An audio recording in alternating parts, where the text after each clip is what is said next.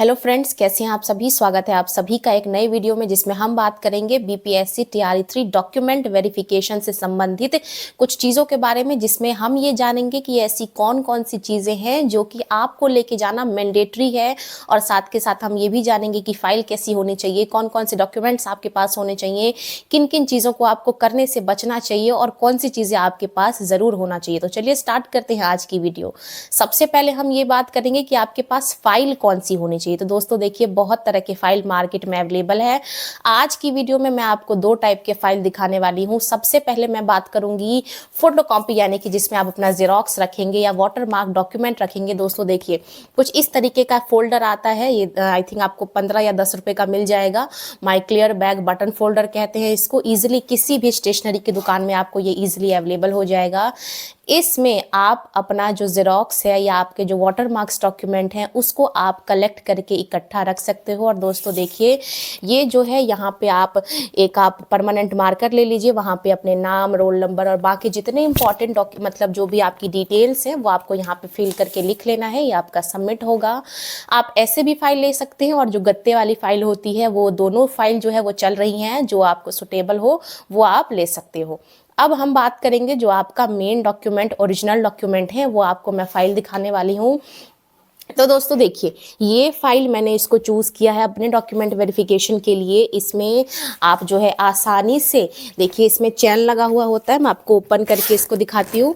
इसको आप आसानी से आप अपने ओरिजिनल डॉक्यूमेंट इसमें संभाल के, देखिए इस तरीके से इसमें आपको पेज वाइज पेज इसमें पेज दिए रहते हैं। इस तरीके से आप अपने सारे डॉक्यूमेंट्स जो है वो अरेंज कर सकते हो। इसमें आपका जो डॉक्यूमेंट्स है वो सेफ रहने वाला है। तो इस तरीके का जो आपके पास फोल्डर होता है, इसमें आप अपने जो ओरिजिनल डॉक्यूमेंट्स हैं वो आप रख सकते हो। बात करेंगे डीवी के कि डीवी किस तरीके से हो रहा है। तो देखिए दोस्तों, 21 जनवरी से आपका जो डॉक्यूमेंट वेरिफिकेशन है वो स्टार्ट हो चुका है। कुछ लोगों के पास एसएमएस जा चुके हैं, जो प्राइमरी के कैंडिडेट हैं उनके पास। तो आप सभी को घबराना नहीं है। जो 6 to 8 के अभ्यर्थी हैं, या फिर जो पीजीटी या फिर टीजीटी के अभ्यर्थी हैं, उनके पास अभी एसएमएस नहीं गया है। तो आपको किसी भी प्रकार की परेशानी या मतलब घबराने की ज़रूरत नहीं है। तो जैसा कि मैं आपको बता दूं कि टोटल 5 स्लॉट ऐसे हैं जो कि बनाए गए हैं, 5 काउंटर बनाए गए हैं, और स्लॉट वाइज आपका जो है वो नाम लेके आपको बुलाया जा रहा है। तो सबसे पहली चीज आपको ये याद रखना है कि सबसे पहले आपको जो आपका जो स्टिकर वाला आधार, आपके पास जो एडमिट कार्ड है, इसके अलावा जो आधार कार्ड है, ये दिखा के आपको एंट्री मिल रही है। तो पहली चीज ये सबसे इंपॉर्टेंट है, स्टिकर वाला आपके पास एडमिट कार्ड। इसके अलावा दूसरी चीज आपके पास आधार कार्ड होना चाहिए। ये दोनों डॉक्यूमेंट बहुत ज्यादा इंपॉर्टेंट है, इससे आपकी एंट्री हो जाएगी। अब एंट्री के बाद क्या करना है, तो एंट्री के बाद क्या करना है, आप सभी का बायोमेट्रिक होगा। उसके लिए जो है आपका बायोमेट्रिक कराया जाएगा। संबंधित आधार नंबर और आपके रजिस्टर्ड मोबाइल पे ओटीपी आएगा, और आपका जो बायोमेट्रिक है वो कंप्लीट होगा। उसके बाद ही आपका जो डॉक्यूमेंट वेरिफिकेशन का जो प्रोसेस है वो स्टार्ट किया जाएगा।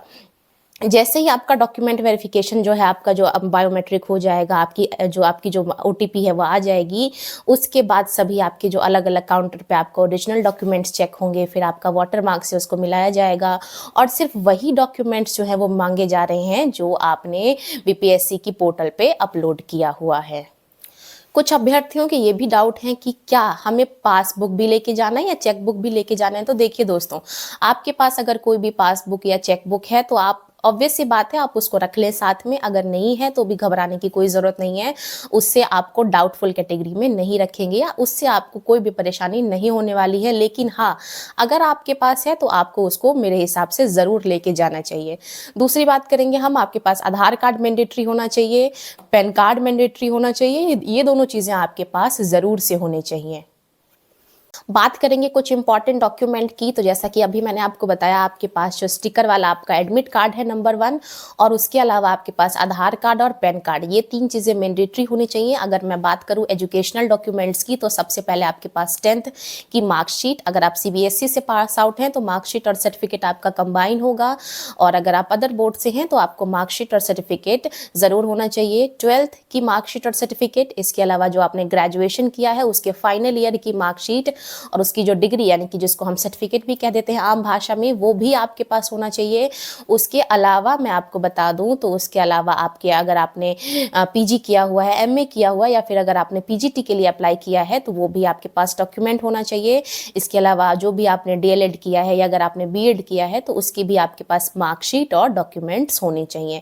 तो ये तो हो गए हमारे एजुकेशनल क्वालिफिकेशन के डॉक्यूमेंट्स। अब हम बात करेंगे सीटेट, एसटेट, बीटेट जो भी आपने पास किया है उसकी मार्कशीट और जो उसका सर्टिफिकेट है, दोनों मैं कह लूँ, देखिए भले ही अपलोड आपने अगर आप सर्टिफिकेट किया है, लेकिन मेरी सजेशन मांगे तो आपको मार्कशीट और सर्टिफिकेट दोनों आपको लेके जाना चाहिए। क्या पता वो मांग ले, वैसे इस तरीके की कोई प्रॉब्लम नहीं हो रही है। जो डॉक्यूमेंट्स आपने अपलोड किया है उतना ही आपसे जो है वो कहने को मांग रहे हैं। इसके अलावा बात करेंगे डोमिसाइल की। अगर आपने डोमिसाइल डाला हुआ है तो वो भी आप लेके जा सकते हैं। ईडब्ल्यूएस का सर्टिफिकेट, एनसीएल का सर्टिफिकेट, इसके अलावा आपके पास 15-20 कम से कम पासपोर्ट साइज़ की फ़ोटो होनी चाहिए। तो ये चीज़ें जो हैं, और जितने भी आपके ज़ेरॉक्स है उस पर आपका एक सिग्नेचर होना चाहिए। जो भी आपकी फ़ोटो कॉपी है डॉक्यूमेंट की, उसमें क्या होना चाहिए, आपका एक सिग्नेचर होना चाहिए, जिसको हम लोग सेल्फ अटेस्टेड कहते हैं। इसके अलावा सभी प्रकार के ओरिजिनल डॉक्यूमेंट्स आपसे रिक्वायर्ड होंगे।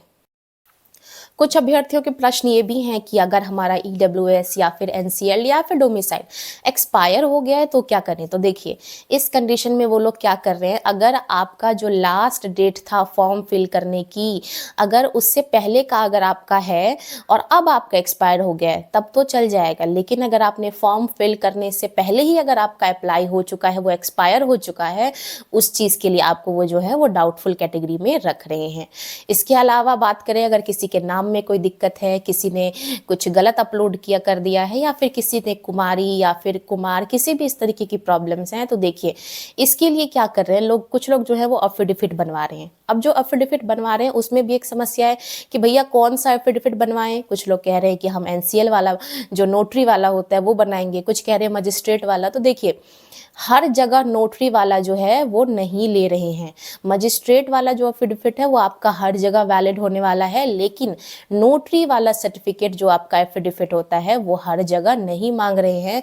तो देखिए अगर आपका कुछ अगर आपके नाम में कुछ गलत है या किसी भी प्रकार की मिस्टेक है, तो सेफ साइड यही रहेगा कि आप थोड़ा सा खर्च करके, थोड़ा महंगा बनता है लेकिन हाँ ठीक है, क्योंकि आपका डॉक्यूमेंट वेरिफिकेशन है, आपने इतने मेहनत से एग्ज़ाम निकाला है, तो आपको क्या करना चाहिए, आपको ज़रूर मजिस्ट्रेट लेवल का जो आपका सर्टिफिकेट है एफिडेविट वो आपको बना के रखना चाहिए, ताकि किसी भी प्रकार की आपको कोई भी समस्या ना हो। देखिए नोटरी वाला क्या है, कहीं एक्सेप्ट कर रहे हैं कहीं नहीं कर रहे हैं, तो वो स्टेट वाइज जो भी डिस्ट्रिक्ट वाइज प्रॉब्लम है, ये इससे आपको बचने के लिए आपके पास मजिस्ट्रेट वाला होना चाहिए।